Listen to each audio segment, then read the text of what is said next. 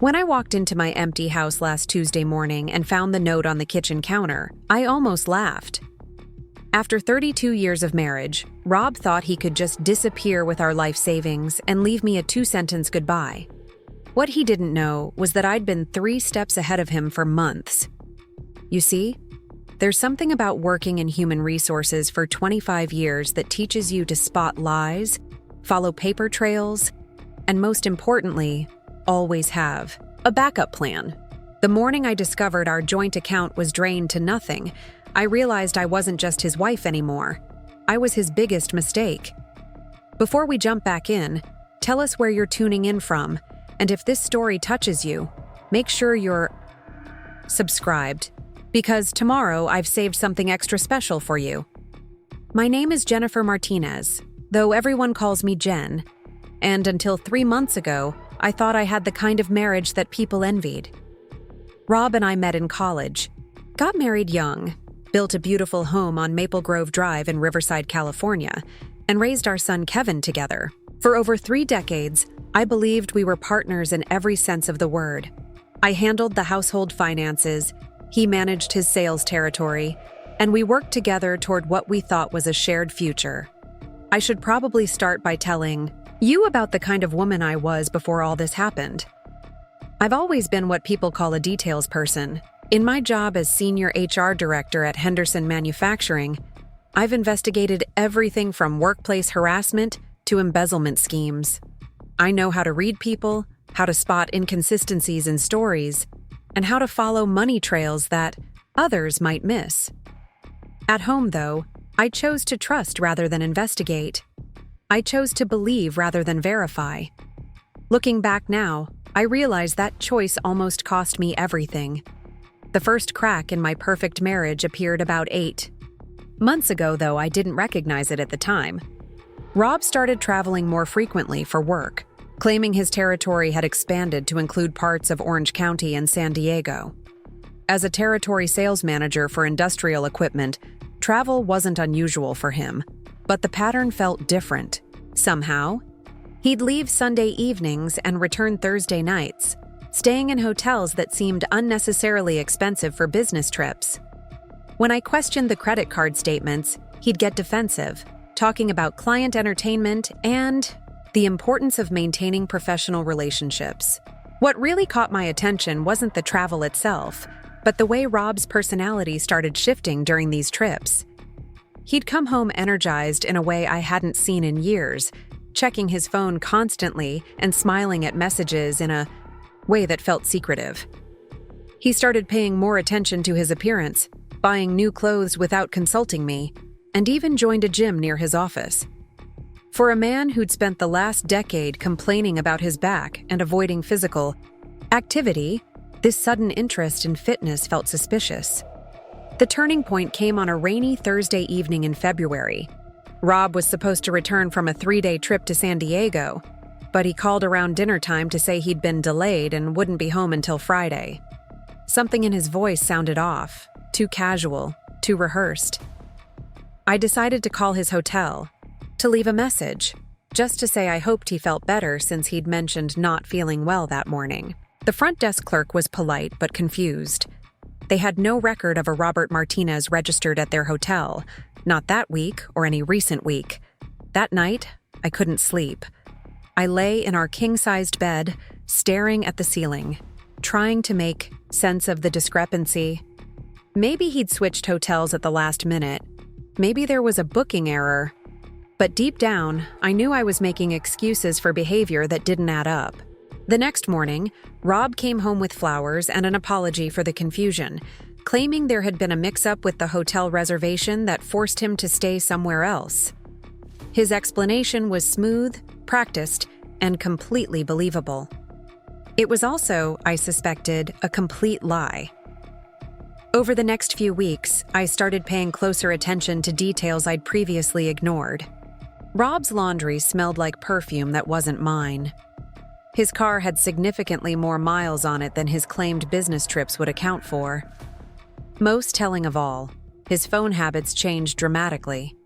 He started taking calls in the garage, keeping his phone face down during dinner, and password protecting it for the first time in our marriage. When I asked about the new security measures, he claimed his company had implemented stricter policies about client confidentiality. The woman I'd been for 32 years might have accepted these explanations and continued living in willful ignorance, but the HR professional in me recognized all the classic signs of deception. I'd seen enough workplace affairs and financial fraud to know that patterns of behavior rarely lie, even when people do. Still, I needed proof before I could act.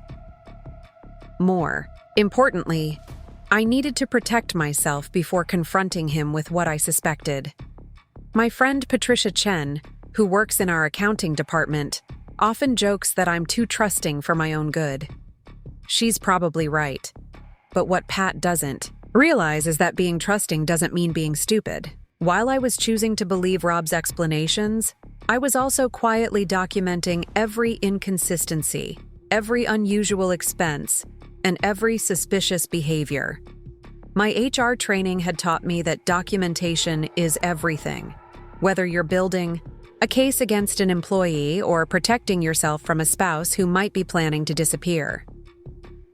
The real revelation came in March when I was organizing our tax documents. Rob had always handled his business expenses himself, claiming his accountant preferred to work directly with him rather than through me. But this year, I noticed several credit card statements were missing from our usual filing system. When I called our bank to request copies, what I discovered made my blood run cold. There were charges to restaurants in cities Rob had never mentioned, visiting hotel stays that didn't match his claimed itinerary, and most damning of all, regular transfers to an account I'd never seen before. The transfers started small, just $500 here and there, but they'd been growing steadily over the past 18 months. By March, Rob was moving nearly $3,000 a month from our joint savings account to this mysterious, external account. When I tried to research the account number, I discovered it belonged to Sunny Hills Real Estate in Moreno Valley, specifically to an agent named Stephanie Collins. A quick internet search revealed that Stephanie was a divorced mother of two who specialized in helping clients find affordable family homes throughout Riverside County. That weekend, while Rob was supposedly visiting potential clients in Los Angeles, I drove to Moreno Valley and found Sunny Hills Real Estate. Through the window, I could see a woman who matched the photos from the company website. Stephanie Collins was attractive in an obvious way, with highlighted blonde hair and the kind of smile that looked practiced rather than genuine. She was probably my age, maybe a few years younger, and she had the desperate edge that comes from financial pressure and too many disappointments. I didn't go inside that day. Instead, I sat in my car across the street and watched her interact with clients, noting her mannerisms and trying to understand what my husband saw in her. What struck me most was how animated she became when discussing properties, gesturing enthusiastically and touching clients' arms in a way that suggested she was accustomed to using charm to close deals. I wondered if Rob was just another deal to her, or if she genuinely believed she'd found something special. Driving home that evening, I felt a strange sense of clarity settling over me. The mystery was solved, the pattern was clear, and the betrayal was undeniable. But instead of feeling devastated, I felt energized. For months, I'd been living with the nagging sense that something was wrong with my marriage. Now I knew exactly what was wrong, and more importantly, I could start planning how to fix it. The next few weeks were a careful balancing act. I continued acting like the trusting wife Rob expected me to be, while quietly gathering evidence and building my case. I photographed bank statements, printed email confirmations of his supposed business trips, and documented every discrepancy between his claimed schedule and his actual whereabouts. Most importantly, I started liquidating assets that Rob didn't know I controlled independently. You see, when Henderson Manufacturing had offered me a retention bonus 3 years earlier, I'd deposited it into a separate credit union account that I'd opened for emergency purposes. Rob knew about the bonus, but he assumed I'd added it to our joint savings. Over the years, I'd also been quietly moving small amounts from my direct deposit into this hidden account, Never enough to trigger suspicion, but enough to build a substantial safety net. By April, I had nearly $80,000 that Rob had no idea existed. But money wasn't my only advantage. Working in HR had taught me about legal protections, financial forensics, and documentation requirements. I knew exactly what evidence I'd need to prove financial infidelity in a California court, and I was methodically building an airtight case. More importantly, I was learning to think like someone who'd been wronged rather than someone who was hoping to save her marriage. The most difficult part wasn't gathering evidence or hiding money. It was continuing to live with Rob while knowing what he was doing behind my back. Every morning, he'd kiss me goodbye and tell me he loved me before heading off to spend my money on another woman. Every evening, he'd come home and ask about my day while hiding the fact that his day had included planning a future that didn't include me. The lies weren't just about Stephanie or the money. They were about the fundamental nature of our relationship and what our marriage had become. By May, I'd documented enough evidence to support whatever legal action I might need to take. But I still wasn't sure exactly what Rob was planning.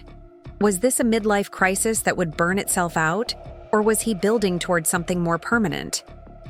The answer came sooner than I expected, and it was worse than I'd imagined. Our son Kevin had been planning a surprise party for my 58th birthday in June.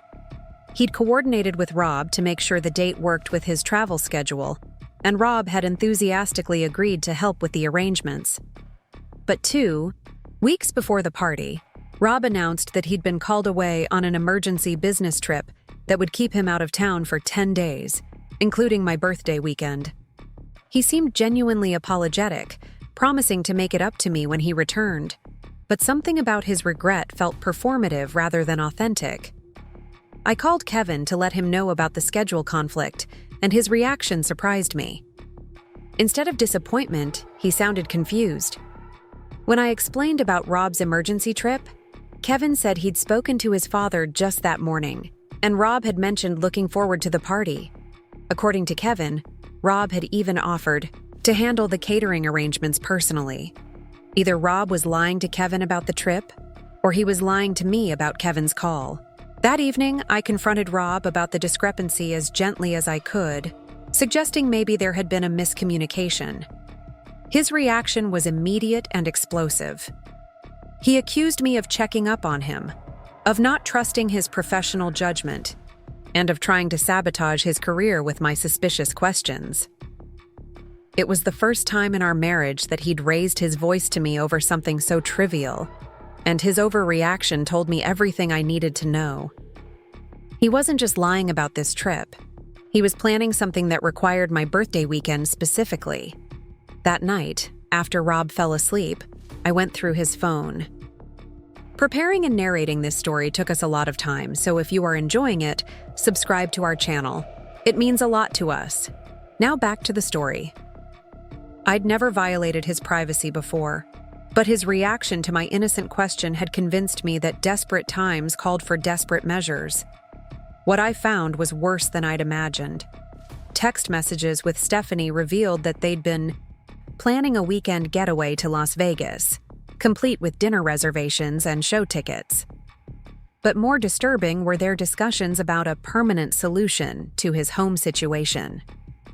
Stephanie had been pushing Rob to file for divorce, arguing that he was wasting time and money maintaining a marriage that was clearly over. She'd even researched divorce attorneys and was encouraging him to move quickly before I could figure out what's happening and start hiding assets.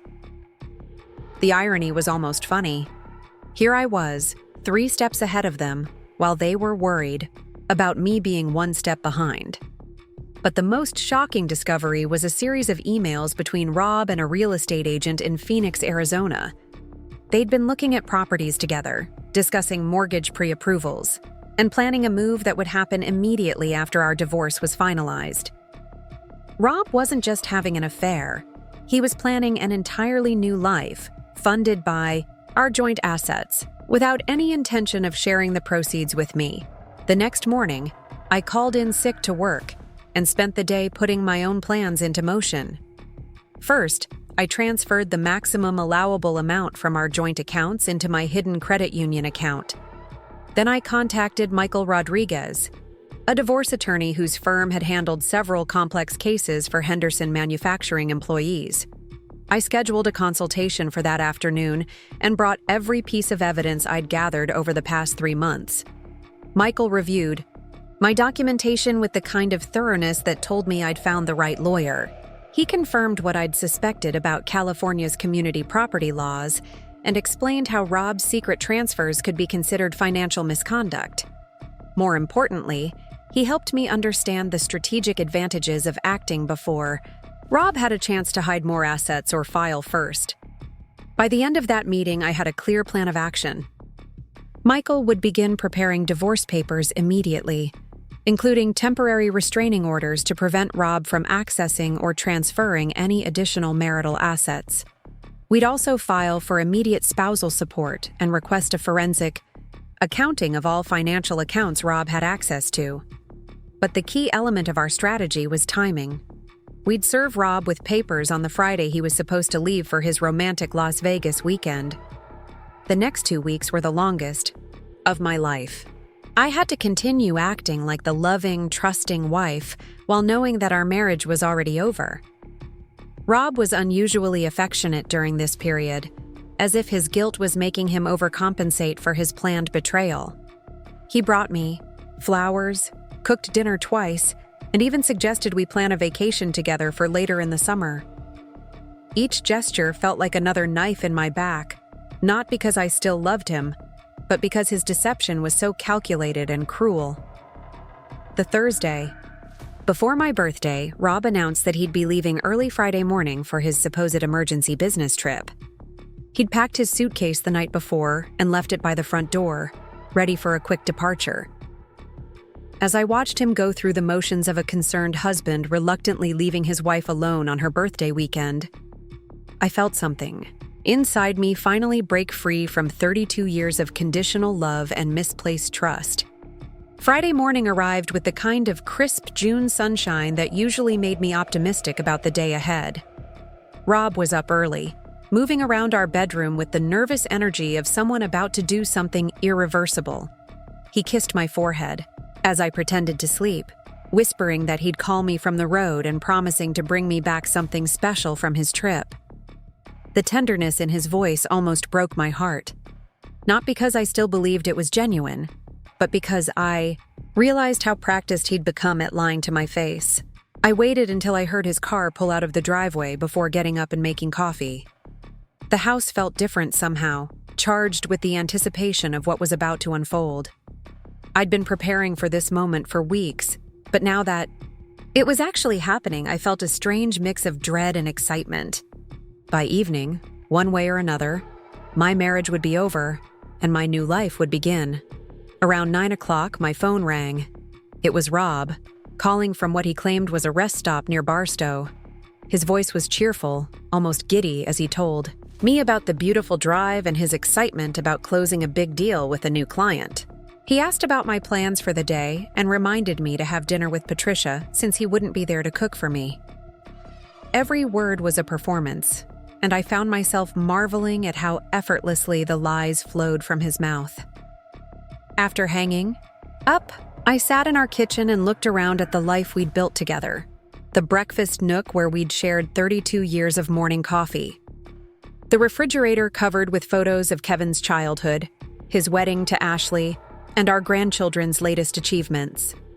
The spice rack Rob had installed himself when we first moved in, back when we were young and believed we'd grow old, together in this house.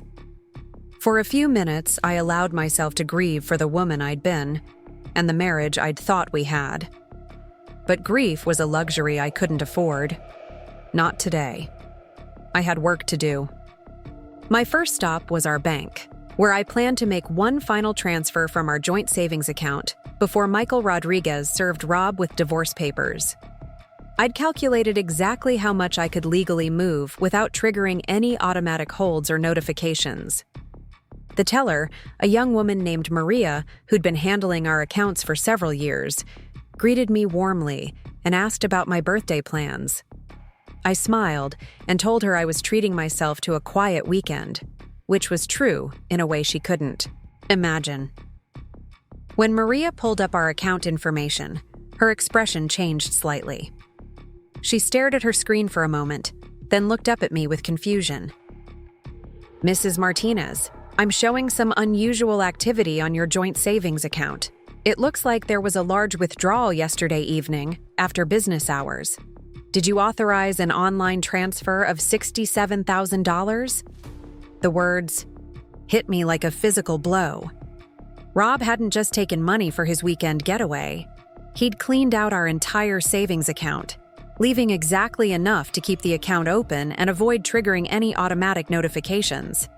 While I'd been planning my strategic moves, he'd been executing his own endgame. The bastard had beaten me to the punch by less than 12 hours. I managed to keep my voice steady as I asked Maria to print out the transaction details. The transfer had been made at 11:47 the previous evening, sent to an account at a different bank with a routing number I didn't recognize.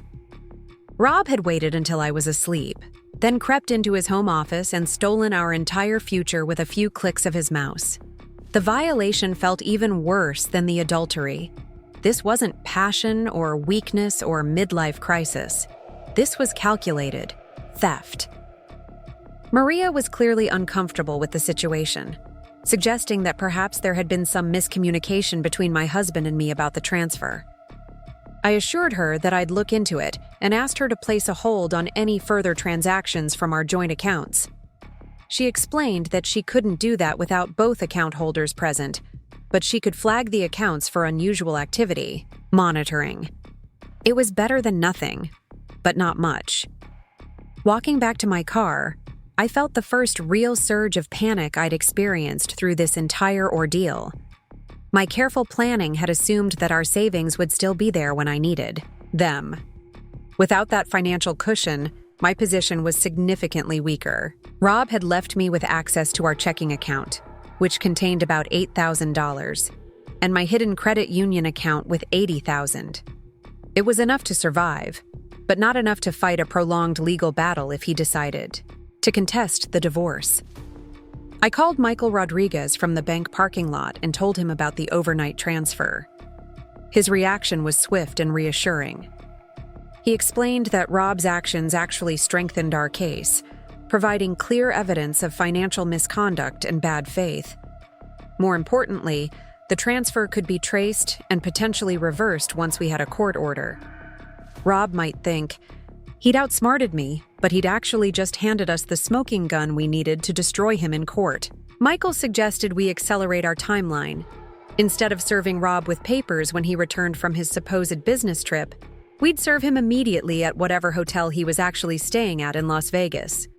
It would be more dramatic and more public, which would work to our advantage when we needed to demonstrate his deceptive behavior to a judge. I loved the idea of Rob having to explain divorce papers to Stephanie in front of a casino full of strangers. The process server Michael recommended was a woman named Carol Waters who specialized in difficult cases and creative service methods. When I explained the situation, Carol seemed genuinely excited about the challenge. She'd driven to Las Vegas many times for similar cases and knew exactly how to locate someone who was trying to hide their whereabouts. Give her Rob's credit, card information, and his phone number, and she'd find him within hours. While Carol headed to Las Vegas with our divorce papers, I spent the afternoon implementing the next phase of my plan. I called our credit card companies and reported Rob's cards as potentially compromised, requesting immediate freezes on all accounts. I couldn't stop him from using the cards he had with him, but I could prevent him from accessing any additional credit. I also contacted our mortgage company and auto loan providers, informing them that we were entering divorce proceedings and requesting that no changes be made to our accounts without written consent from both parties. The most satisfying call was to Rob's employer. I spoke with his supervisor, a man named Tom Bradley, who'd been to several company barbecues at our house over the years. Tom was surprised to hear from me and immediately concerned when I explained that Rob was in the process of abandoning our marriage and stealing our joint assets. I suggested that the company might want to review Rob's expense reports and client billing records, since his recent behavior suggested a pattern of deception that could extend to his professional activities. Tom assured me that they'd look into it immediately.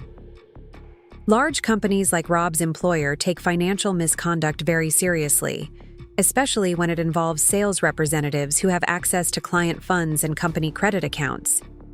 Even if Rob's professional behavior had been completely ethical, which I doubted, his personal actions were about to create serious problems for his career. By late afternoon, I'd systematically frozen or flagged every financial account, credit, line, and professional relationship that Rob had counted on for his new life with Stephanie. He'd wake up tomorrow morning to discover that his carefully planned escape had turned into a financial prison. But I wasn't finished yet. My next stop was Stephanie Collins' real estate office in Moreno Valley. I'd been thinking about her role in this betrayal, and I'd decided that she deserved to understand exactly what kind of man she'd chosen to build her future around. More importantly, she needed to know that the money Rob had been lavishing on her was stolen from his wife, which made her a potential accessory to financial fraud. Sunny Hills Real Estate was located in a strip mall between a nail salon and a sandwich shop, the kind of place that suggested ambitious dreams and limited resources. Through the window, I could see Stephanie sitting at her desk, talking animatedly, on the phone while gesturing at property listings spread across her workspace. She looked younger than she had in her online photos, but also more desperate, with the kind of brittle enthusiasm that comes from too many disappointments and not enough commission checks. I waited until she finished her call before walking in and introducing myself as Mrs. Martinez. Her reaction was immediate and telling. Her face went white, her hand flew to her throat, and she looked toward the back exit like she was calculating whether she could reach it before I could stop her. She knew exactly who I was and why I was there.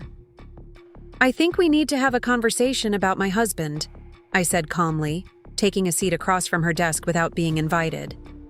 "And about the money he's been giving you." Stephanie's first instinct was to deny everything, claiming she had no idea what I was talking about, and suggesting that I must have confused her with someone else.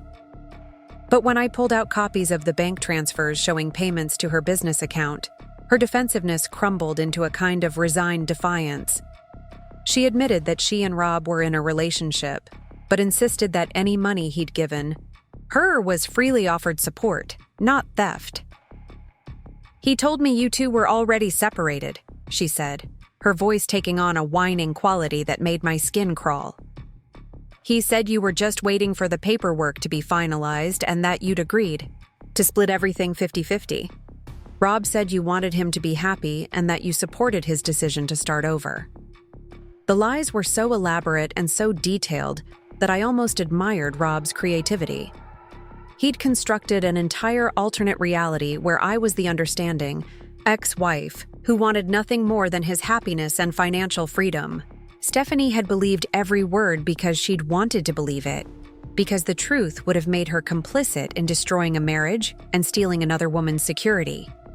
I spent the next 20 minutes explaining to Stephanie exactly what Rob had hidden from her. Our marriage wasn't ending by mutual agreement. I hadn't consented to any financial arrangements. The money he'd been transferring to her account was stolen from our joint savings without my knowledge or permission. Most importantly, as of this morning, Rob was about to be served with divorce papers that would expose his fraud to the legal system and potentially make her liable for receiving stolen funds. Stephanie's reaction was everything I'd hoped for and more. She went from defensive to panicked to furious in the span of a few minutes, realizing that Rob had manipulated her, just as thoroughly as he'd manipulated me. The difference was that her manipulation had lasted 18 months, while mine had lasted 32 years. She was angry about being lied to, but I was angry about having my entire adult life stolen by someone I'd trusted completely. "What do you want from me?" she finally asked, her voice small and frightened. "I want you to understand that the man you think you love is a thief and a liar," I replied. "And I want you to know that every dollar he's spent on you was stolen from me. But most importantly, I want you to prepare yourself for what's going to happen when he gets served with divorce papers tonight in Las Vegas." The mention of Las Vegas sent Stephanie into a fresh panic. She clearly hadn't expected me to know about their weekend getaway, and the realization that I'd been tracking their activities terrified her. She started babbling about how she'd never meant to hurt anyone and how Rob had convinced her that their relationship was completely legitimate. I let her talk, taking notes and mentally cataloging everything she revealed about their plans and Rob's promises for their future together. What emerged was a picture of a man who'd been living two completely separate lives with impressive skill and energy. To Stephanie, he was the successful sales executive who was finally free to pursue true love after decades in a loveless marriage. To me, he was the devoted husband who was working extra hard to secure our retirement and build a comfortable future for our family. Both versions were carefully constructed lies designed to extract maximum benefit from the women who trusted him. Stephanie eventually ran out of steam and sat staring at her desk, probably calculating how much money she'd have to return and wondering whether she'd face criminal charges for receiving stolen funds. I felt a moment of sympathy for her, recognizing that she was another victim of Rob's manipulation, but the sympathy didn't last long. She was an adult who'd chosen to get involved with a married man without asking too many questions about where his money was coming from. The transfers from Rob's account to your business account total $37,000 over the past 18 months, I told her as I prepared to leave. My attorney will be in touch next week to discuss repayment arrangements. I'd suggest you start liquidating some assets. I left Stephanie sitting in her office, probably calling Rob to warn him about my visit, but it was too late to change anything now. Carol Waters had already located them at the Bellagio Hotel and was preparing to serve Rob with divorce papers in front of whatever romantic dinner they'd planned for my birthday evening. The thought of Rob trying to explain legal documents to Stephanie while surrounded by other hotel guests filled me with a satisfaction I hadn't expected to feel. Driving home, I reflected on how dramatically my life had changed in just one day. This morning, I'd been a woman preparing to confront her cheating husband with evidence of his betrayal. Tonight, I was a woman who'd been robbed, abandoned, and lied to, but who'd also systematically destroyed her ex-husband's ability to profit from his crimes. Rob had gotten a 12-hour head start on stealing our money, but I'd spent the day ensuring that his victory would be temporary and expensive. The house felt different when I walked through the front door that evening. It wasn't the home I'd shared with my husband anymore. It was my house, my space, my refuge from the chaos that was about to engulf Rob's carefully planned new life. I poured myself a glass of wine, ordered Chinese takeout from our favorite restaurant, and settled in to wait for Carol Waters to call with news from Las Vegas. The call came at 9:30, just as I was finishing my sweet and sour chicken and wondering what Rob and Stephanie were doing at that exact moment. Carol's voice was cheerful and professional as she reported a successful service. She'd found them in the hotel restaurant, dressed up for what was clearly meant to be a romantic celebration dinner. Rob's reaction to being handed divorce papers in front of a room full of strangers had been everything I'd hoped for and more.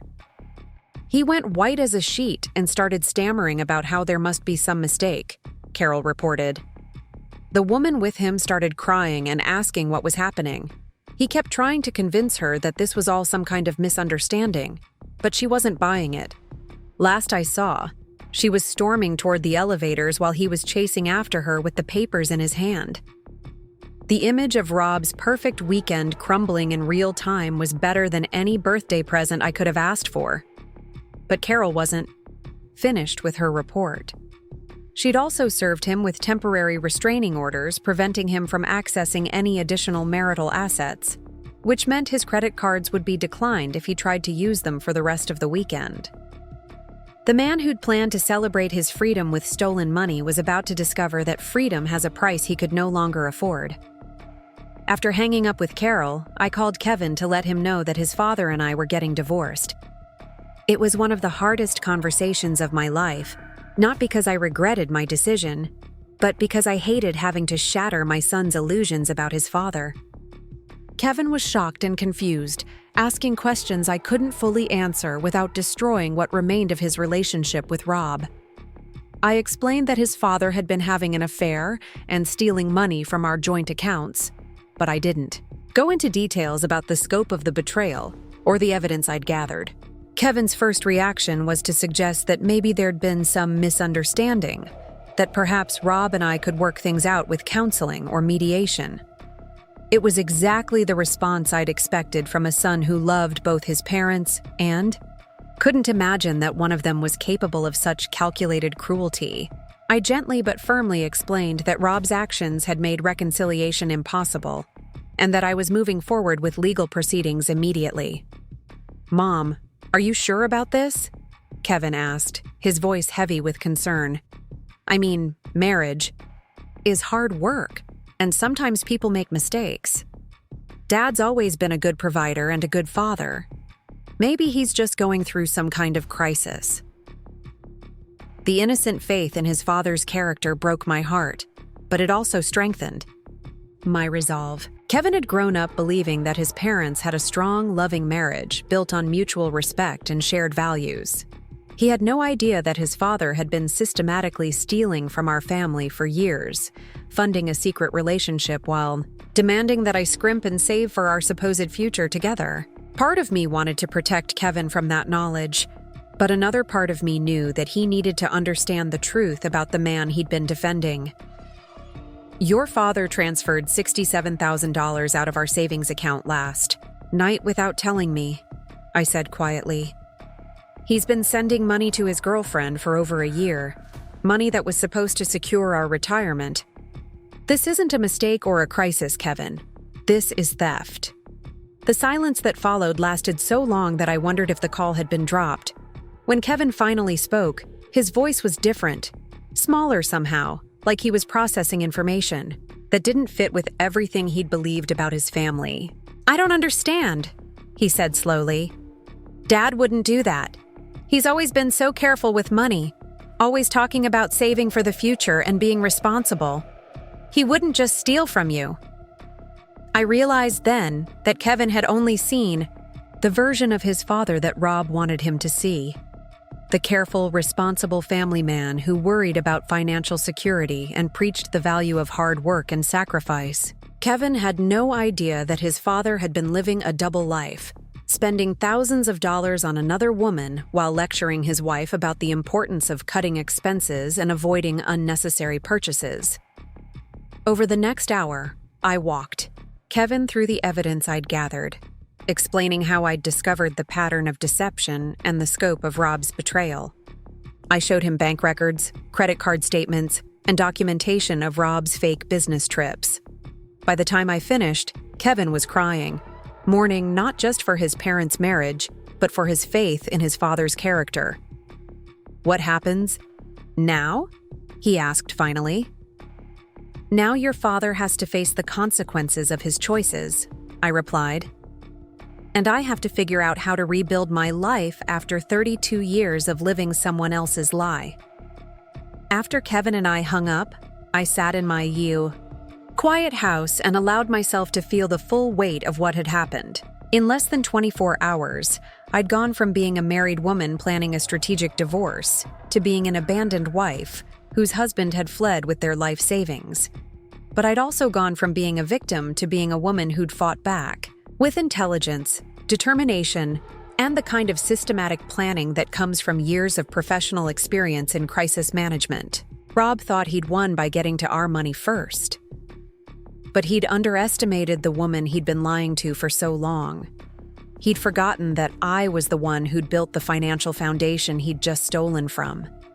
He'd ignored the fact that I had professional skills, personal resources, and legal knowledge that he couldn't match or counter.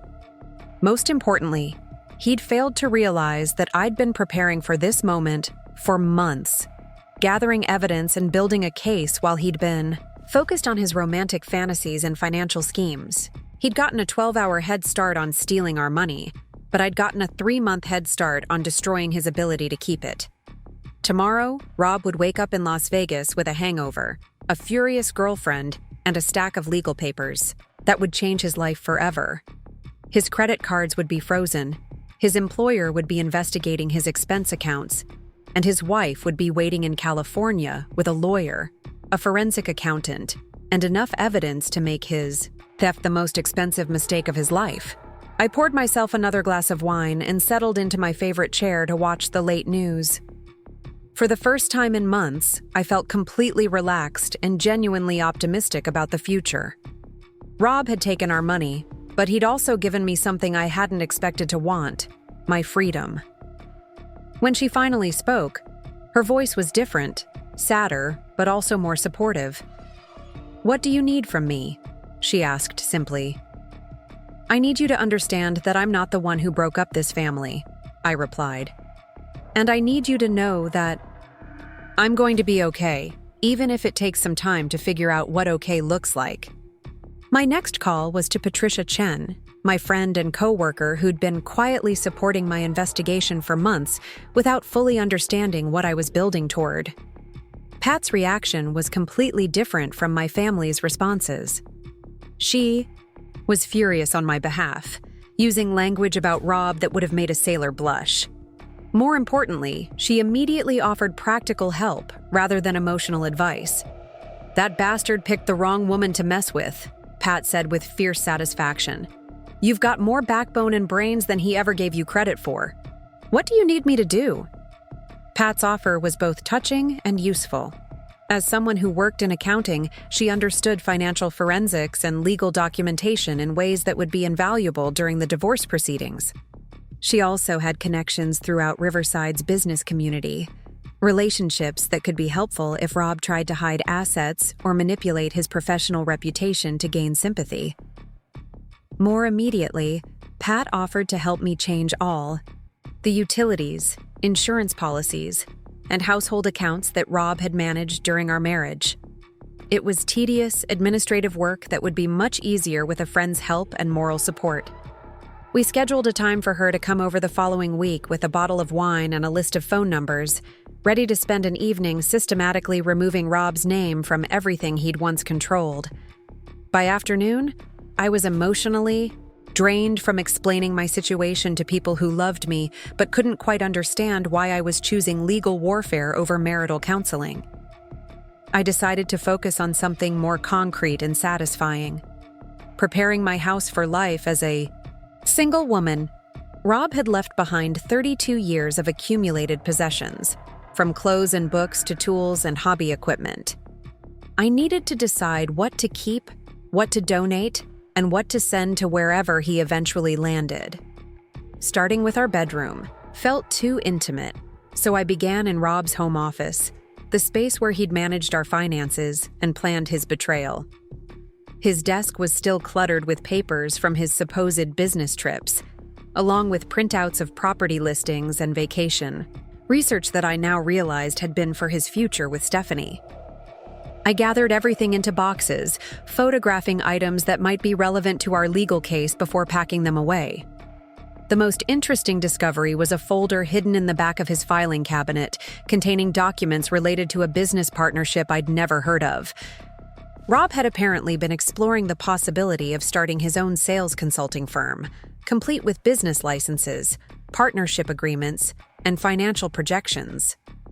The timeline suggested he'd been planning this venture for almost 2 years, well before his relationship with Stephanie began. What struck me most about these documents was how methodically Rob had been planning his exit from our shared life. The business partnership would have given him income independence from his current employer. The relationship with Stephanie would have given him emotional independence from our marriage. The systematic transfer of our savings would have given him financial independence from our joint assets. He hadn't just been having an affair. He'd been executing a comprehensive plan to extract himself from our life together while leaving me with as little as possible. The realization that Rob's betrayal was so calculated and long-term actually made me feel better rather than worse. It confirmed that my decision to fight back legally was justified and necessary. This wasn't a man who'd made an impulsive mistake that he might regret and try to correct. This was someone who'd been methodically destroying our marriage while pretending to be a loving husband.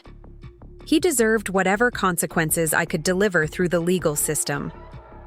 Around 4 o'clock, Kevin called to check on me and ask if I needed anything. His voice was still heavy with confusion and grief, but I could hear that he was beginning to accept the reality of what his father had done. He offered to come over and help with anything I needed, from moving furniture to just providing company, during what he assumed must be a difficult day. "I keep thinking about all the times Dad lectured me about financial responsibility," Kevin said quietly. "All those conversations about saving money and making smart choices and planning for the future. It's like finding out that everything he taught me was based on lies." I understood Kevin's disillusionment because I was experiencing something similar. For decades, I'd admired what I thought was Rob's careful approach to money management, his insistence on building our savings and avoiding unnecessary debt. Now I realized that his frugality had been a cover for theft. His caution about spending had been a way to maximize the funds available for his secret transfers to Stephanie. "Your father did give you good advice about financial responsibility," I told Kevin. "The problem is that he didn't follow that advice himself. But that doesn't mean the principles are wrong, just that he was a hypocrite about applying them." Kevin asked if I wanted him to try talking to Rob when he returned from Las Vegas, perhaps serving as a mediator who could help us find some kind of peaceful resolution. I appreciated his desire to fix what felt like a family crisis, but I explained. That mediation was no longer possible given the scope of Rob's deception and theft. "This isn't about hurt feelings or communication problems," I said gently. "This is about criminal behavior and financial fraud. Your father stole our retirement savings to fund his affair. That's not something that can be resolved through family conversations." Kevin was quiet for a long time before asking the question I'd been dreading. "Do you think Dad ever really loved you, or was it all just an act?" The question hit me harder than I'd expected because I'd been avoiding asking it myself. Saturday morning arrived with the kind of silence that feels ominous rather than peaceful. I'd slept better than I had in months, probably because I'd finally stopped pretending that my marriage was salvageable and started focusing on what came next. Around 7 o'clock, my phone started buzzing with missed calls from Rob. I let them go to voicemail, curious to hear what kind of story he'd construct to explain away the divorce papers and his weekend plans with Stephanie. The first message was pure confusion and indignation. Rob's voice was strained, almost panicked, as he demanded to know what I thought I was doing and why I was embarrassing him in public with legal nonsense. He claimed the whole thing was obviously some kind of mistake, possibly identity theft or a prank by someone with a grudge against our family. The second message was more manipulative, with Rob adopting the wounded tone he'd always used when he wanted me to feel guilty for questioning his behavior. "Jen, honey, I don't know what someone has told you or what you think is happening, but we need to talk." His voice pleaded through the speaker. "I love you, and I love our family, and I would never do anything to hurt you intentionally. There's obviously been some kind of misunderstanding, and I'm going to fly home today so we can work this out together. Please don't do anything else until I get there. Please." The third message revealed cracks in his composure as the reality of his situation began to sink in. His credit cards had been declined at the hotel restaurant. His company credit card had been suspended pending an investigation, and Stephanie was no longer speaking to him. He was stranded in Las Vegas with limited cash and a growing understanding that his carefully planned weekend had turned into a complete disaster. By the fourth message, Rob had moved into full blame mode, accusing me of vindictive behavior and claiming that I was destroying our family over minor marital issues that could be resolved through communication. He seemed genuinely bewildered that I'd discovered his activities and taken action so quickly and decisively. In his mind, I was supposed to remain the trusting, passive wife who would wait patiently for him to decide what was best for our future. I deleted the messages without responding and made myself breakfast in the kitchen where Rob had kissed me goodbye just 24 hours earlier. The house felt bigger somehow, as if removing Rob's presence had created space I hadn't realized was missing. I sat at our kitchen table, eating toast and planning my day, while my phone continued buzzing with increasingly desperate calls that I had no intention of answering. Around 10 o'clock, Michael Rodriguez called to update me on our legal strategy and discuss the forensic accounting process that would be necessary to trace all of Rob's financial activities. He'd already filed preliminary motions with the court, requesting immediate asset protection and spousal support. More importantly, he'd been in contact with the district attorney's office about potential criminal charges related to Rob's unauthorized transfers from our joint accounts. The good news is that California law is very clear about financial misconduct during divorce proceedings, Michael explained. The bad news is that recovery can be a lengthy process, especially if assets have been moved multiple times or converted into non-liquid investments. We need to assume that some of the money may be difficult or impossible to recover.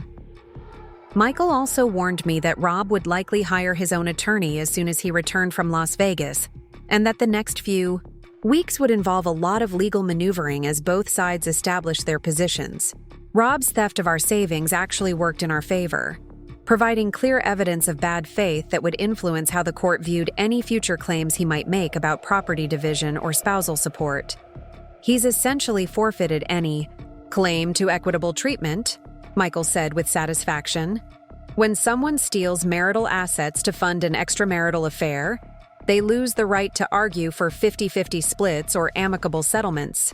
We're going to make him pay for every penny he took, plus attorney fees, plus punitive damages for emotional distress. The legal terminology was reassuring, but I knew that winning in court was only the beginning of rebuilding my life. I was 58 years old, facing divorce after more than 3 decades of marriage, with my financial security damaged but not destroyed. I had my job, my hidden savings account, and my house, but I also had to figure out who I was as a single woman, in a world I hadn't navigated since my 20s. My first priority was damage control with our extended family and social circle. Rob and I had been together so long that most people couldn't imagine us as separate individuals. We were Rob and Jen, the stable couple who hosted holiday dinners and remembered everyone's anniversaries. Breaking that image was going to require careful communication and probably some uncomfortable conversations. I started with my sister Carmen, who lived in San Antonio with her husband and their 2 teenage daughters. Carmen had always liked Rob, appreciating his steady nature and his devotion to family traditions. She was shocked when I explained the situation, initially struggling to reconcile the Rob she knew with the man I was describing. Like Kevin, her first instinct was to suggest counseling or mediation, some way to preserve the family structure she'd always admired. "Are you absolutely sure about this, Jen?" Carmen asked, her voice heavy with concern. "I mean, men sometimes make stupid decisions during midlife, but that doesn't mean the marriage has to end. Rob has always seemed so committed to you and Kevin. Maybe he's just going through some kind of crisis that therapy could help with." I found myself explaining the same facts I'd shared with Kevin, walking Carmen through the evidence of systematic deception and financial theft. It was exhausting to keep justifying my decision to people who wanted to believe that 32 years of marriage should count for more than evidence of betrayal and fraud. Everyone seemed to think that love should be enough to overcome lies. That commitment should be more important than trust. "This isn't about midlife crisis or temporary bad judgment," I told Carmen firmly. "This is about a man who spent years systematically stealing from his wife to support another woman. This is about someone who planned to abandon his marriage without giving me any voice in the decision or any share in the assets we built together. Rob didn't make a mistake, Carmen. He made a choice, over and over again, for months." Carmen's silence told me she was processing information that challenged everything she'd believed about my marriage and Rob's character. I'd been focusing on Rob's actions and their consequences, but I hadn't really examined what his behavior revealed about the fundamental nature of our relationship. Had he loved me at some point and then fallen out of love? Had he been pretending for years? Or had he genuinely believed that he could love me while simultaneously betraying and stealing from me? I think your father loved the version of me that served his purposes, I said finally. The wife who trusted him completely, who handled the household finances so he could manage his business affairs, who never questioned his decisions or demanded too much of his attention. I think he stopped loving me when I started becoming someone who might discover what he was really doing. Kevin seemed to understand this answer in a way that gave me hope for our relationship moving forward. He was beginning to see his father as a flawed, selfish man rather than a victim of circumstances or misunderstandings. More importantly, he was beginning to understand why I couldn't just forgive and forget. Why some betrayals are too fundamental to overcome through counseling or compromise. I'm proud of you for standing up for yourself, Mom, Kevin said before we hung up. I wish Dad hadn't put you in this position, but I'm glad you're strong enough to fight back. That evening, I cooked dinner for one and ate it at my kitchen table while watching the sun set through windows that no longer had to accommodate Rob's preferences for closed blinds and muted lighting. The silence in the house was different now, peaceful rather than tense, full of possibility rather than hidden resentment. For the first time in years, I felt completely comfortable in my own home. Around 8 o'clock, my phone rang with a call from a number I didn't recognize. When I answered, I heard Stephanie's voice, shaky and tearful, asking if we could talk. She was calling from Las Vegas, where she was apparently stranded with limited money and no clear way to get home.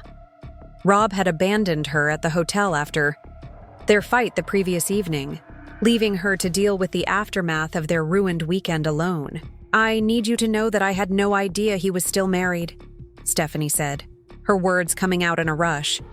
I mean, really married, living together married. He told me you two were separated and just waiting for the paperwork to be finalized. He said you'd already agreed to split everything and that you were both ready to move on. The conversation that followed was one of the most surreal of my life. Stephanie described a version of Rob that was completely different from the man I'd been married to, someone who was passionate and romantic and eager to build a new life with her. She talked about their plans to move to Arizona, their discussions about marriage and blending their families, their shared dreams of escaping their past mistakes and starting fresh together. He made me believe that you didn't want him anymore, Stephanie continued, crying openly now. He said you two had grown apart and that you'd told him you wanted him to be happy, even if it meant being with someone else. I thought I was helping him transition out of a dead marriage, not destroying a living one. I found myself feeling genuinely sorry for Stephanie, recognizing that she'd been manipulated just as thoroughly as I had, albeit over a much shorter period. Rob had constructed elaborate lies for both of us, creating fictional versions of our lives that justified his behavior and made us complicit in our own victimization. The difference was that I'd had 32 years to build trust that he could exploit, while she'd only had 18 months. "What do you want from me?" I asked, echoing the question she'd posed during our meeting at her office. "I want to make this right," Stephanie said. "I want to pay back the money he gave me, and I want to help you prove what he did. I have emails, text messages, bank records, everything that shows how he lied to both of us. I want to help you destroy him in court." The offer was tempting and potentially very valuable from a legal standpoint. Stephanie had access to communications and financial records that could strengthen our case considerably. More importantly, her willingness to testify against Rob would eliminate any possibility of him portraying their relationship as a mutual decision or a consequence of problems in our marriage. But I was also wary of getting too deeply involved with someone who'd participated in the destruction of my marriage, even if she'd been deceived about the circumstances. Stephanie was still the woman who'd accepted money from my husband and planned a future with him while knowing he was married to someone else. Her ignorance of the full situation didn't completely absolve her of responsibility for her choices. I'll have my attorney contact you about providing evidence, I told her. But I want you to understand that this isn't about revenge or punishment. This is about justice and accountability. Your cooperation would be helpful, but it's not necessary for me to win this case. After hanging up with Stephanie, I sat in my living room and marveled at how completely Rob's world had collapsed in less than 48 hours. His romantic weekend had turned into a legal nightmare.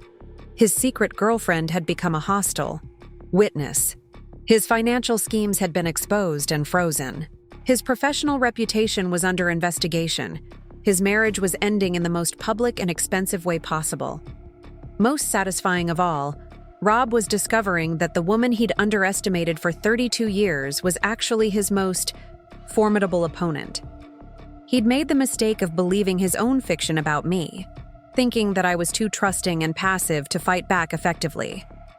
He'd forgotten that I was the woman who'd built our financial foundation, managed our household for decades, and succeeded in a demanding professional career that required intelligence, planning, and strategic thinking. Tomorrow, Rob would return from Las Vegas to face the consequences of his choices. He'd find his house locked, his assets frozen, and his wife armed with evidence, attorneys, and an unshakable determination to make him pay for every penny he'd stolen and every lie he'd told. He'd also find that the passive, trusting woman he'd married no longer existed, replaced by someone who understood exactly how much she was worth and refused to accept anything less. I poured myself a glass of wine and raised it in a toast to the woman I was becoming. For the first time in my adult life, I was completely free to make decisions based on my own needs and desires rather than someone else's expectations or manipulation. It was terrifying and exhilarating and absolutely necessary. Rob had given me an unexpected gift by forcing me to discover my own strength. Tomorrow, I'd start showing him just how expensive that gift was going to be. Sunday evening brought the sound of Rob's car in our driveway, followed by his key scraping uselessly against the new locks I'd installed the day before. I watched from the living room window as he stood on our front porch, looking confused and defeated, holding his suitcase like a man who'd suddenly realized he no longer had a home to return to. The sight should have made me feel sorry for him, but instead I felt only a cold satisfaction at seeing his careful plans crumble into exactly the kind of public humiliation he'd tried to avoid. When Rob finally rang the doorbell, I took my time, answering, using those extra moments to center myself for what I knew would be the most important conversation of our marriage. When I opened the door, I barely recognized the man standing there. The confident, charming husband who'd left for his romantic weekend had been replaced by someone who looked haggard and desperate, his usual composure completely shattered by 48 hours of consequences he hadn't anticipated. "Jen, we need to talk," he said, his voice hoarse from what I assumed had been hours of arguing with Stephanie and probably shouting at various customer service representatives who'd explained why his credit cards weren't working. "This whole thing has gotten completely out of hand. I know you're upset, but we can work this out if we just sit down and discuss it rationally." I stepped aside to let him into the house he no longer legally resided in, noting how he hesitated at the threshold as if he sensed that everything had changed during his absence. He looked around our living room like he was seeing it for the first time, taking in the empty spaces where I'd already begun removing items that reminded me of our life together. "Your things are packed and in the garage," I said calmly, gesturing toward the boxes I'd spent the weekend filling with his clothes, books, and personal items. "I've separated everything that's clearly yours from everything that's mine or ours. You can take what belongs to you, but anything purchased with joint funds stays here until the court decides how to divide our assets." Rob stared at me as if I'd started speaking a foreign language. In 32 years of marriage, I'd never made unilateral decisions about our household or our possessions. I'd always consulted him, deferred to his preferences, and sought his approval before making any significant changes.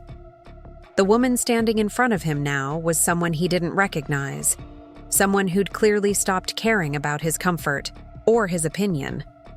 "Jen, honey, I think you've been listening to bad advice from someone who doesn't understand our situation, Rob said, adopting the patronizing tone he'd always used when he wanted to make me feel foolish for questioning his judgment.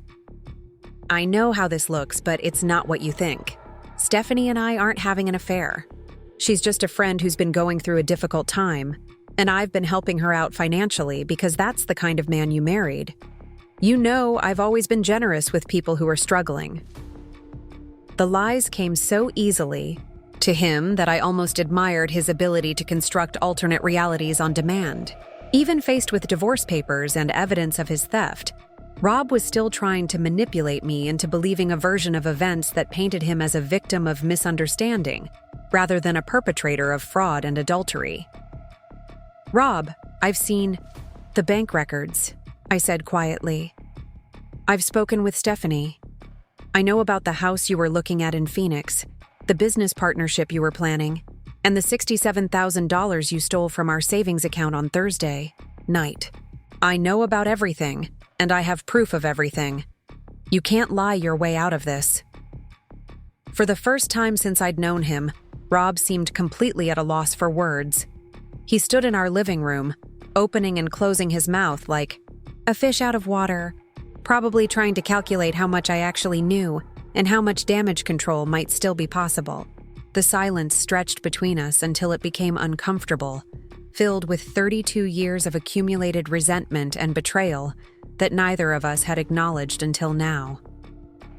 "How long have you known?" he finally asked, his voice barely above a whisper. "Long enough to protect myself," I replied. "Long enough to freeze your access to everything you thought you could steal. Long enough to build a case that's going to cost you more than you ever imagined." Rob's composure finally cracked completely, and the man I'd lived with for more than half my adult life revealed himself to be someone I'd never really known at all. His face contorted with rage as he began shouting about ungrateful wives and vindictive women who couldn't appreciate good men when they had them.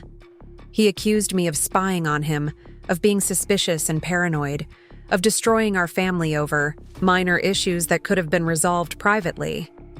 "You've humiliated me in front of my colleagues, my friends, everyone I do business with," he screamed, his face red with fury.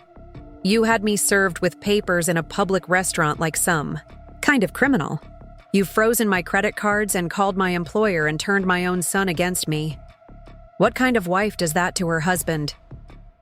The question hung in the air between us, heavy with irony that Rob seemed completely oblivious to.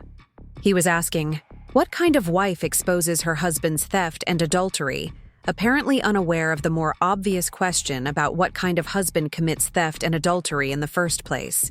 His complete inability to take responsibility for his own actions confirmed everything I'd come to understand about his character over the past few months.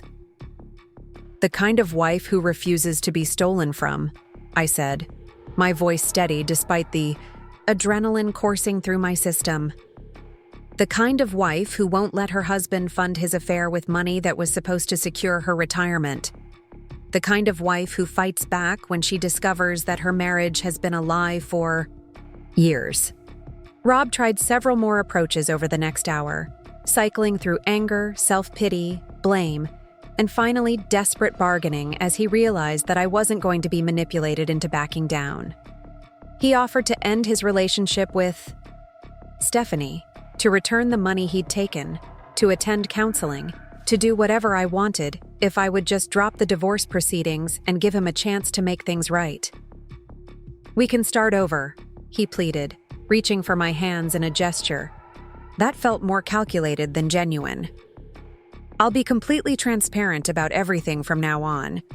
You can manage all the finances, check my phone whenever you want, know my schedule down to the minute. I'll do whatever it takes to rebuild your trust." The offer might have tempted me 6 months earlier, when I still believed that our marriage was worth saving and that Rob's character was fundamentally decent. But too much had happened since then. Too many lies had been exposed. Too much money had been stolen. More importantly, I'd discovered that I was stronger and more capable on my own than I'd ever been as half of a couple that had never really been equal. "Rob, you've spent 18 months systematically stealing from me to support another woman," I said, pulling my hands away from his. "You've lied about your whereabouts, your expenses, your feelings, and your plans for our future. You were going to abandon me without warning, leaving me to discover your theft and your affair after you were safely relocated to another state. That's not a mistake or a lapse in judgment.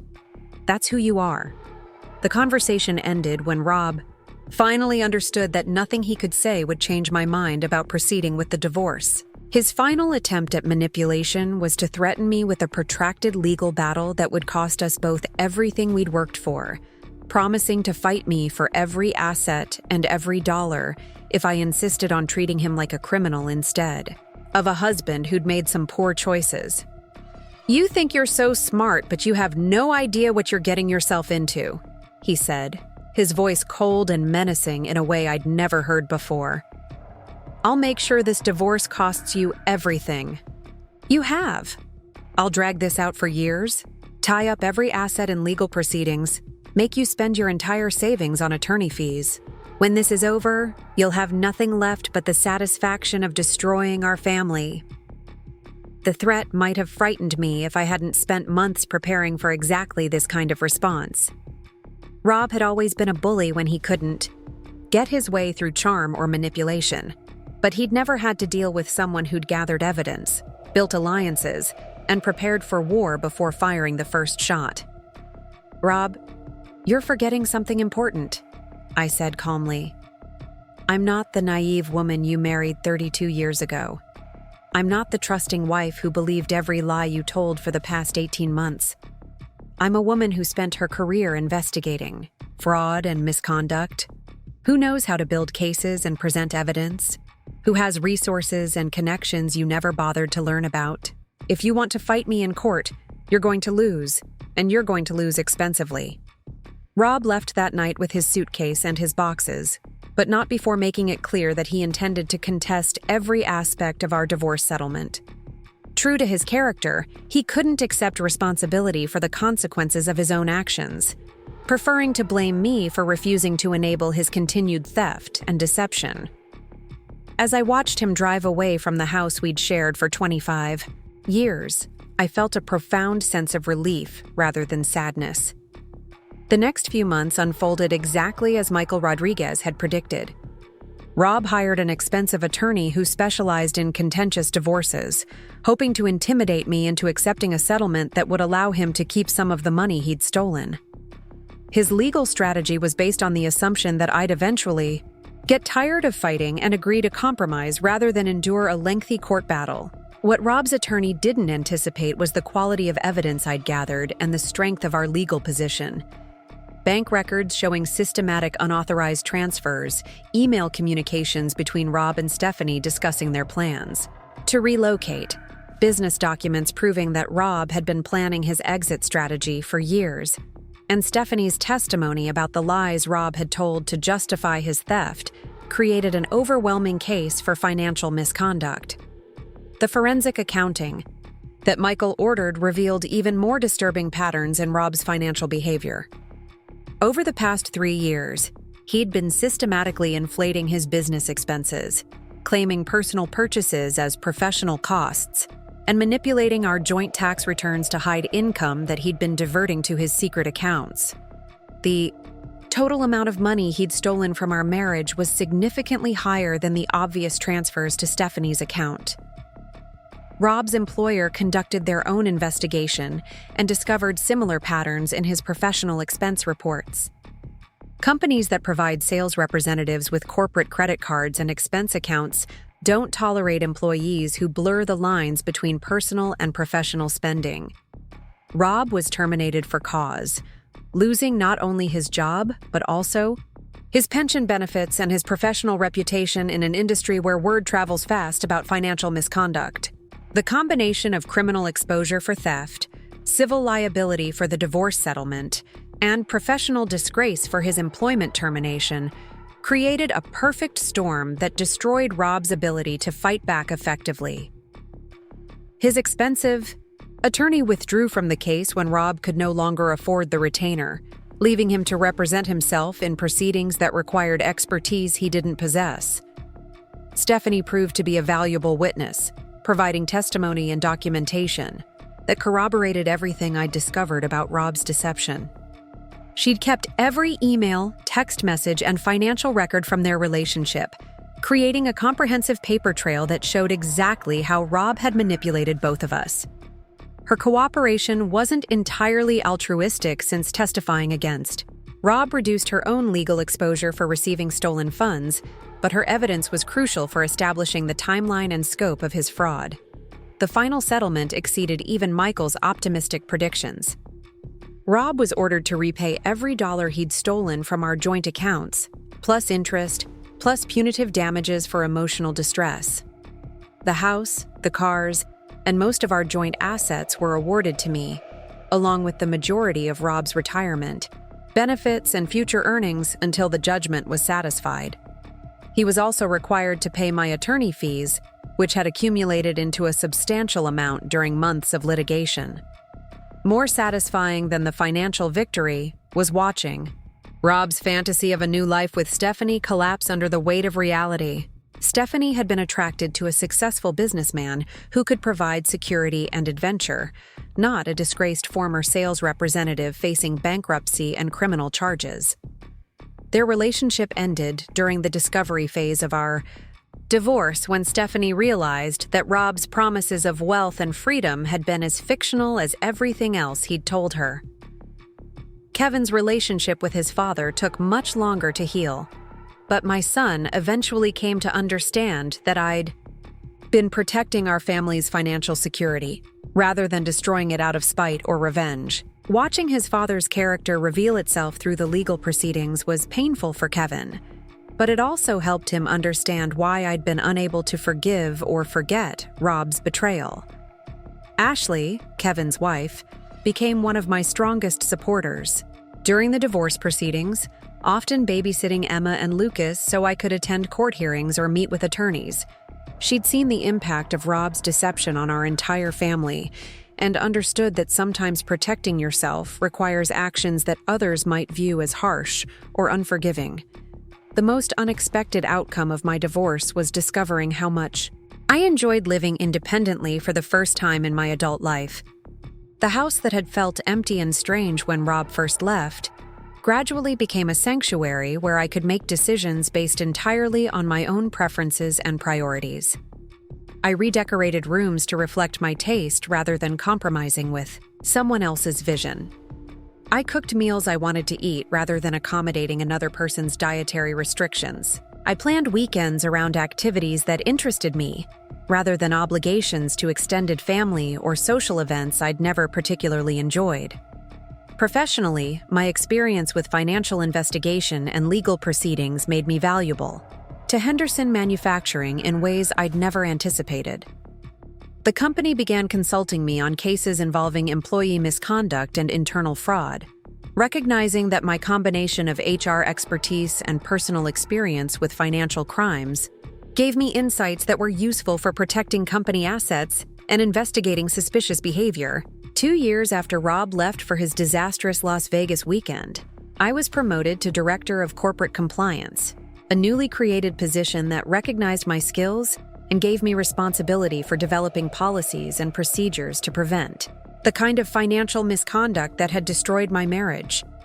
The irony wasn't lost on me that Rob's betrayal had ultimately advanced my career in ways that might never have happened if he'd remained the faithful husband I'd believed him to be. Rob eventually declared bankruptcy and moved to Nevada, where he found work as a car salesman at a dealership that apparently didn't check references too carefully. His wages were garnished to pay down the judgment from our divorce, ensuring that I continued to recover money he'd stolen even after the legal proceedings ended. The last I heard, he was living in a studio apartment and driving a 15-year-old sedan, a far cry from the comfortable retirement he'd been planning with my money. Stephanie returned to Texas, where she'd grown up, and eventually married a man who owned a small construction business. According to mutual acquaintances, she was much happier with someone who appreciated her need for security and didn't require her to participate in elaborate deceptions. I hoped she'd learned something from her experience with Rob about the importance of asking difficult questions when something seems too good to be true. Patricia Chen retired from Henderson Manufacturing and moved to Oregon to be closer to her grandchildren, but we maintained a friendship that had been strengthened by her support during my darkest months. She'd been right when she told me that Rob had picked the wrong woman to mess with, and she never tired of reminding me that my willingness to fight back had probably saved me from decades of continued theft and deception. Michael Rodriguez became not just my attorney, but also a friend who helped me understand that legal victories are only meaningful if they lead to personal growth and genuine happiness. He'd represented many women in similar situations, and he often commented that my case was unusual because I'd been proactive rather than reactive, building my defense before I'd been attacked rather than scrambling to respond after the damage was done. On quiet Sunday mornings when I sit in my kitchen drinking coffee and reading the newspaper, I sometimes think about the woman I was 3 years ago. She was trusting to a fault, generous to people who didn't deserve it, and willing to sacrifice her own security for the sake of preserving relationships that were based on lies and manipulation. She wasn't a bad person, but she was someone who'd forgotten that self-respect is more important than keeping the peace. The woman I became through surviving Rob's betrayal is someone I'm genuinely proud to be. She's still generous, but only with people who've earned her trust. She's still willing to work hard for her family, but not at the expense of her own financial security or emotional well-being. Most importantly, she's someone who understands that love without honesty is just another form of exploitation. My grandchildren, Emma and Lucas, know me as the grandmother who takes them on adventures, teaches them about money management, and shows them through example that women can take care of themselves in any situation. They're too young to understand the details of what happened between their grandfather and me, but they're learning lessons about independence and self-respect that I hope will serve them well when they're old enough to make their own choices about love and trust.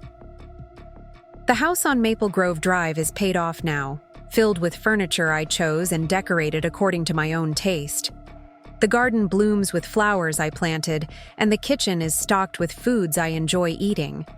Every room reflects decisions I made based on my own preferences rather than compromises with someone who was secretly planning to abandon me. Sometimes people ask if I ever regret being so aggressive in pursuing justice against Rob. If I ever wonder whether forgiveness and reconciliation might have been better for everyone involved. The answer is always the same. I regret trusting someone who didn't deserve it, but I'll never regret fighting back when I discovered how that trust had been abused. Rob taught me an important lesson about the difference between love and exploitation, between partnership and parasitism, between temporary loneliness and permanent betrayal. He also taught me that I'm stronger and more resourceful than I'd ever imagined, capable of surviving the destruction of everything I'd believed about my life and rebuilding something better from the wreckage. The best revenge against someone who tries to steal your future is building a better one than they ever could have given you. Rob thought he was taking everything that mattered to me when he emptied our savings account and disappeared with his girlfriend. What he actually did was force me to discover that everything that truly mattered was already inside me, waiting for the right circumstances to emerge. I found my husband gone and our savings empty, but I'd already frozen more than his bank account. I'd frozen his ability to continue stealing from me, his capacity to manipulate me into accepting less than I deserved, and his power to define my worth based on his willingness to stay or leave. In the end, that was the most valuable asset I could have protected. 3 years have passed since that Sunday evening when Rob stood on our front porch with his suitcase, and I can honestly say that every difficult decision I made during those dark months has led to a life I never could have imagined while I was married. The woman who trembled with rage while discovering her husband's theft has been replaced by someone who wakes up each morning excited about the possibilities the day might bring. My promotion to Director of Corporate Compliance at Henderson Manufacturing came with responsibilities that challenged me in ways I'd never experienced during my years in human resources.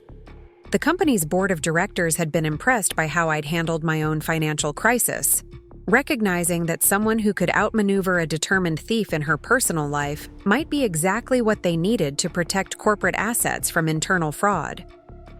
The irony that Rob's betrayal had actually advanced my career wasn't lost on me, though I tried not to dwell on the twisted logic of benefiting professionally from personal devastation.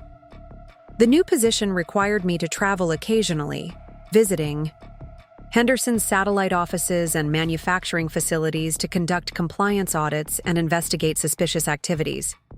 My first business trip to the company's facility in Phoenix was particularly meaningful, since it was the same city where Rob and Stephanie had planned to start their new life together. Walking through the airport where they'd probably researched flights and hotels, I felt a profound sense of satisfaction at being there as a successful professional rather than a discarded wife searching for her missing husband. During that Phoenix trip, I met with local law enforcement officials who specialized in corporate fraud investigations, learning about new techniques for tracing hidden assets and identifying financial misconduct. The detective who led the presentation was a woman named Maria Santos, whose own experience investigating white-collar crime had given her insights that proved invaluable for my work. She mentioned that cases like mine, where the victim had been proactive about gathering evidence and protecting assets, were unfortunately rare, but also more likely to result in successful prosecutions. Most people discover financial betrayal too late to build a strong case, Maria explained during our coffee meeting after the formal presentation. They're so shocked by the discovery that they react emotionally instead of strategically. You did something unusual by documenting everything before confronting your husband. That kind of preparation usually only happens when someone has professional experience with investigations. Maria's observation made me realize that my HR background had been more valuable during my divorce than I'd initially understood. Years of investigating workplace misconduct had taught me to think like someone building a legal case rather than someone trying to save a relationship.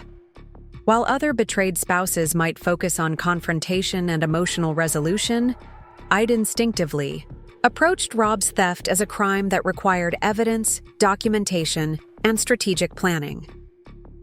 The networking opportunities that came with my new position introduced me to professionals throughout California's business community, many of whom had their own stories about financial betrayal and corporate fraud. At a compliance conference in San Francisco, I met Rebecca Walsh, a forensic accountant who'd helped several women trace assets hidden by divorcing spouses. Rebecca's work involved following complex money trails through multiple jurisdictions, often recovering funds that victims assumed were lost forever. The mistake most people make is thinking that money disappears when it's transferred or converted, Rebecca explained during our lunch discussion about financial recovery strategies. Money leaves traces wherever it goes, and those traces can be followed by someone who knows what to look for. The key is acting quickly before assets can be moved multiple times or converted into forms that are harder to trace. Rebecca's expertise reminded me that my own financial recovery had been more complete than many divorce settlements, largely because I'd moved quickly to freeze Rob's access to additional funds and because Stephanie had cooperated with our investigation. The combination of early intervention and documentary evidence had created ideal conditions for asset recovery, conditions that many betrayed spouses never achieve because they discover the theft too late or lack the resources to pursue aggressive legal action. My relationship with Kevin continued to evolve as he processed the reality of his father's character and the necessity of my response to Rob's betrayal. Initially, Kevin had struggled with loyalty conflicts, wanting to maintain relationships with both parents while understanding that Rob's actions had made normal family dynamics impossible. Over time, however, Kevin began to appreciate that my willingness to fight back had actually protected our family's long-term financial security rather than destroying it out of spite. The turning point in Kevin's understanding came when Ashley became pregnant with their third child, and they needed to make decisions about expanding their home or moving to a larger property. The financial stability that allowed them to consider these options was directly related to my successful divorce settlement, which had preserved assets that would have been lost if I'd chosen to forgive Rob's theft and allow him to continue his secret transfers to Stephanie. "I used to think you were being too harsh with Dad," Kevin admitted during a family barbecue where we were celebrating Ashley's pregnancy announcement. "But watching how his choices affected everyone, not just you, made me realize that some actions have consequences that can't be fixed with apologies or good intentions. If you hadn't fought back, our whole family would have suffered financially for years." Kevin's evolving perspective was particularly meaningful because it came from his own experience as a husband and father, rather than from my explanations about Rob's betrayal. Seeing his wife's relief at being able to plan for their growing family without financial stress had helped Kevin understand that protecting family assets sometimes requires actions that feel harsh but are actually necessary for long-term security. Ashley's pregnancy also brought unexpected joy into my life as I prepared to become a grandmother for the third time. The nursery preparations and baby shopping trips reminded me of how much I'd missed during Emma and Lucas's early years while I was working full-time and managing the stress of discovering Rob's deception. This time, I was emotionally and financially stable enough to fully enjoy the anticipation of welcoming a new family member. The baby shower that Ashley's friends organized became an opportunity for me to reflect on how much my social circle had changed since my divorce. Many of the couples that Rob and I had socialized with during our marriage had struggled to maintain relationships with both of us after our split, eventually choosing sides or simply avoiding the awkwardness by distancing themselves from our family entirely. The women at Ashley's shower were primarily her friends and colleagues, people who knew me as Kevin's mother and Ashley's mother-in-law, rather than as half of the couple we'd once been. The conversations during the shower revealed how differently these women viewed my divorce compared to the friends I'd lost during the proceedings. Ashley's friends saw my legal victory as an inspiring example of a woman protecting herself from financial abuse, while some of my older friends had viewed my aggressive legal strategy as vindictive overreaction to marital problems that could have been resolved through counseling or compromise. "I can't imagine having the strength to do what you did," one of Ashley's coworkers commented while we were arranging gifts and discussing the challenges of modern relationships. "Finding out that your husband had been stealing from you for years would be devastating enough, but having the presence of mind to fight back legally while you're dealing with the emotional betrayal takes incredible courage." The comment reminded me that my response to Rob's theft had been unusual in its strategic sophistication and legal aggressiveness. Most women in similar situations either react emotionally, attempting to save their marriages through confrontation and counseling, or they react passively, accepting financial losses in exchange for avoiding conflict. My decision to treat Rob's actions as crimes rather than marital problems had been informed by my professional experience, but also by an instinctive understanding that some betrayals are too fundamental to forgive. Patricia Chen's retirement party provided another opportunity to reflect on the changes in my life since Rob's departure. Pat had been my strongest supporter during the darkest months of my divorce, providing both practical assistance and emotional encouragement when I'd questioned whether my legal strategy was worth the stress and expense. Her friendship had been invaluable during a period when many relationships were complicated by loyalty conflicts and social awkwardness. "You're a completely different person than you were 3 years ago," Pat observed during our private conversation at her retirement celebration. "I don't mean that you've changed your personality, but you've found a confidence and independence that was always there, but got buried under years of putting someone else's needs first." Pat's observation was accurate, but also incomplete. The confidence she noticed hadn't just been buried under years of marriage.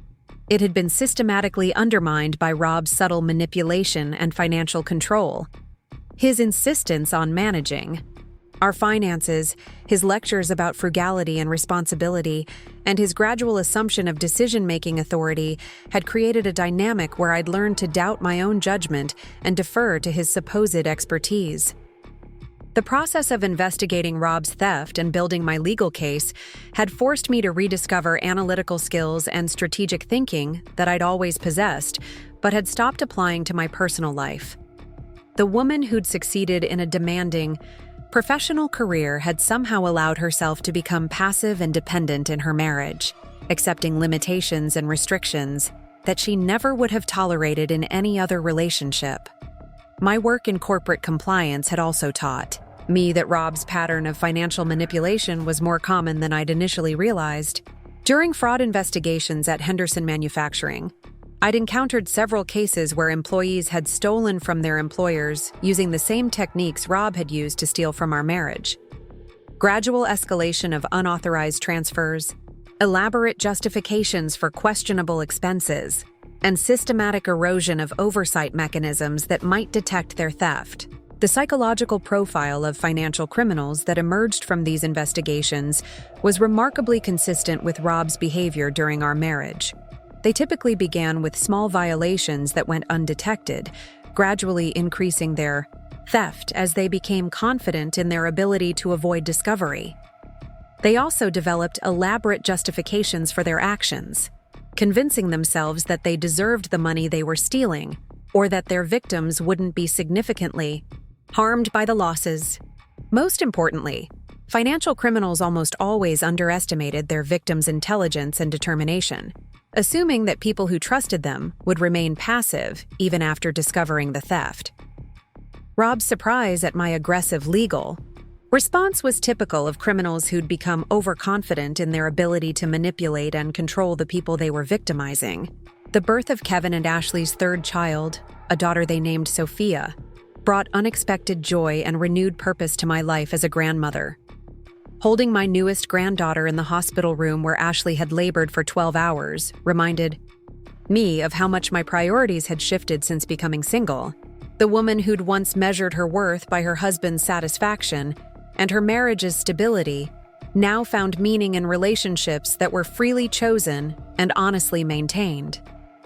Sophia's christening 6 weeks later provided an opportunity for our extended family to gather and celebrate new life, while acknowledging how much our family structure had changed since Rob's departure.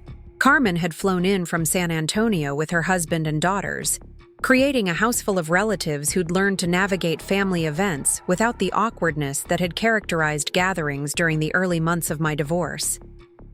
The absence of Rob from Sophia's christening was notable, but not tragic. A recognition that some family relationships don't survive the revelation of fundamental character flaws. Emma and Lucas, now old enough to understand that their grandfather lived far away and visited infrequently, had adapted to his absence with the resilience that children often display when adults provide honest explanations for complicated situations.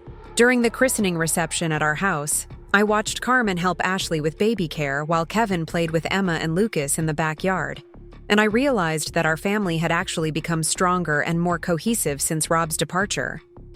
The stress and tension that had characterized family gatherings during the final years of my marriage had been replaced by genuine warmth and mutual support among people who'd chosen to maintain relationships based on love rather than obligation.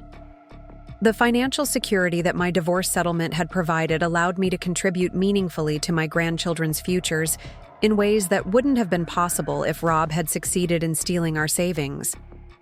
I'd established education accounts for Emma, Lucas, and Sophia, ensuring that their college expenses would be covered regardless of their parents' financial situations. The money that Rob had planned to spend on his new life with Stephanie was instead securing my grandchildren's opportunities for higher education and professional success. My own educational pursuits had also expanded since my divorce, as I enrolled in continuing education courses related to financial investigation and fraud prevention. The combination of practical experience from my own case and formal training in forensic accounting had made me more effective in my compliance role, while also providing intellectual stimulation that I'd missed during the years when my mental energy had been focused on managing household responsibilities and maintaining my marriage. The irony that my professional growth had been accelerated by Rob's betrayal wasn't lost on me, though I tried not to credit him with outcomes that had resulted from my own determination and hard work. The skills I'd developed in investigating, his theft, and the confidence I'd gained from successfully defending myself in court were assets that belonged to me rather than byproducts of his criminal behavior. A particularly satisfying moment came when Henderson Manufacturing asked me to speak at a regional conference about corporate fraud prevention, sharing insights from both my professional investigations and my personal experience with financial betrayal. The audience of business leaders and security professionals was fascinated by the parallels between domestic financial abuse and workplace theft, recognizing that the same warning signs and prevention strategies applied in both contexts. The most important lesson I've learned about financial crime is that trust without verification is just an invitation to be victimized. I told the conference attendees during my presentation about recognizing and preventing asset theft. Whether you're dealing with employees who have access to company funds or spouses who manage household finances, the principles of oversight and accountability remain the same. The positive response to my presentation led to additional speaking, opportunities, and consulting requests from organizations that wanted help developing fraud prevention policies.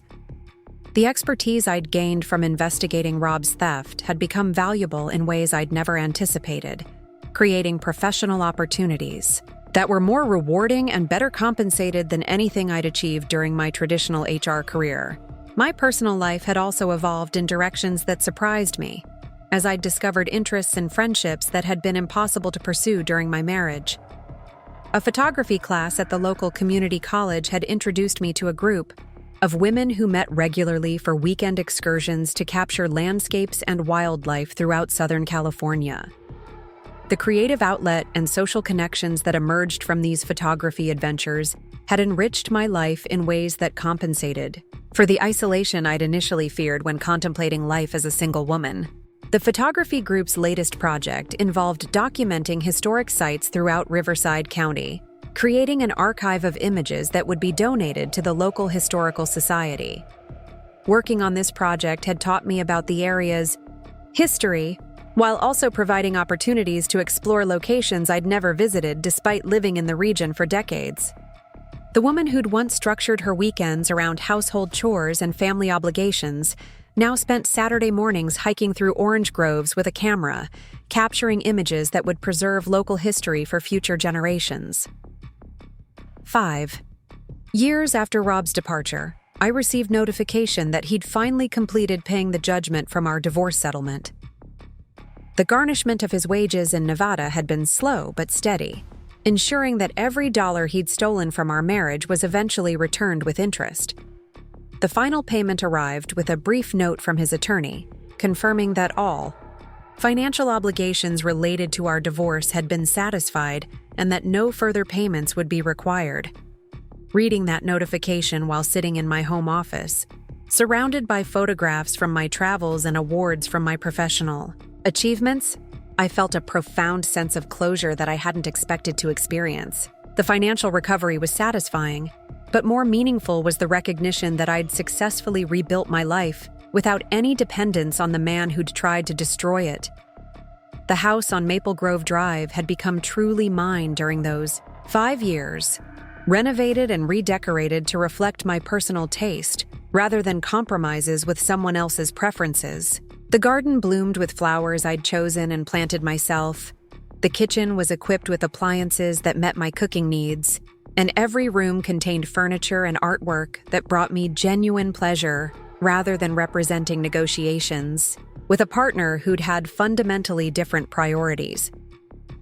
My relationship with my grandchildren had also deepened as they'd grown old enough to enjoy activities that reflected my interests and passions. Emma, now 11, had accompanied me on several photography expeditions, learning to use a camera while developing an appreciation for natural beauty and artistic expression. Lucas, 9, preferred our visits to museums and historical sites, asking endless questions about the past and showing an intellectual curiosity that reminded me of my own childhood fascination with learning. Sophia, now 5, was still discovering her interests, but she'd already shown a remarkable ability to make friends and organize activities, leadership qualities that suggested she might follow her grandmother's path into careers that involved working with people. Watching my granddaughter's personality emerge while knowing that her educational future was secure gave me a satisfaction that was deeper and more lasting than any achievement from my professional career. The legal precedent that my divorce case had established in California, family court had also influenced other women facing similar situations, according to Michael Rodriguez, who'd stayed in touch over the years as both my attorney and friend. Cases involving systematic financial theft by spouses were now more likely to result in punitive damages and complete asset recovery, largely because my case had demonstrated that aggressive legal action could successfully deter and punish domestic financial abuse. You changed how courts think about financial misconduct during marriage, Michael explained during our annual lunch meeting to review my investment portfolio and discuss any legal concerns. Before your case, judges often treated this kind of theft as a marital dispute that should be resolved through mediation. Now they recognize it as criminal behavior that deserves serious consequences. The knowledge that my willingness to fight back had made it easier for other women to seek justice for similar betrayals was perhaps the most meaningful outcome of my entire ordeal with Rob. The pain and stress of those difficult months had been transformed into something that could benefit other people facing similar crises, giving lasting purpose to suffering that had once seemed senseless and overwhelming. Standing in my backyard last weekend, watching Kevin push Sophia on the swing set, while Ashley supervised Emma and Lucas's attempts to build a treehouse, I marveled at how completely my life had been reconstructed since that Tuesday morning when I'd found Rob's note on our kitchen counter. The woman who'd been abandoned and robbed had become someone who'd never been stronger, more confident, or more content with her choices and circumstances. The treehouse that my grandchildren were building reminded me of the new foundation I'd constructed for my own life, built on principles of honesty, independence, and mutual respect rather than the shifting ground of someone else's lies and manipulations. Like their construction project, my reconstruction had required patience, planning, and the willingness to start over when initial attempts didn't work as expected. Rob had given me an unexpected gift by forcing me to discover capabilities and strengths that might have remained dormant if our marriage had continued its slow decline into financial and emotional bankruptcy. His theft had been intended to secure his freedom at my expense, but the outcome had been exactly the opposite.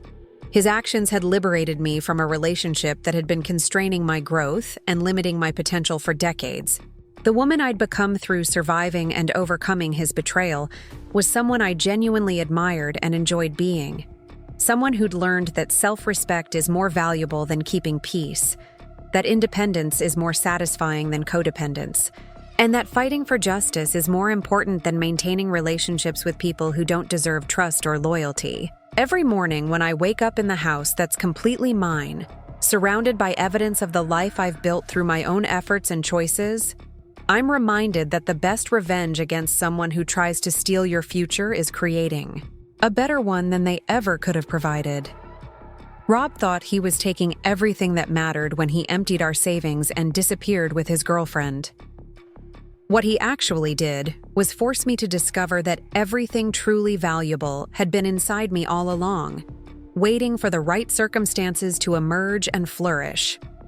Up next, you've got 2 more standout stories right on your screen. If this one hit the mark, you won't want to pass these up. Just click and check them out.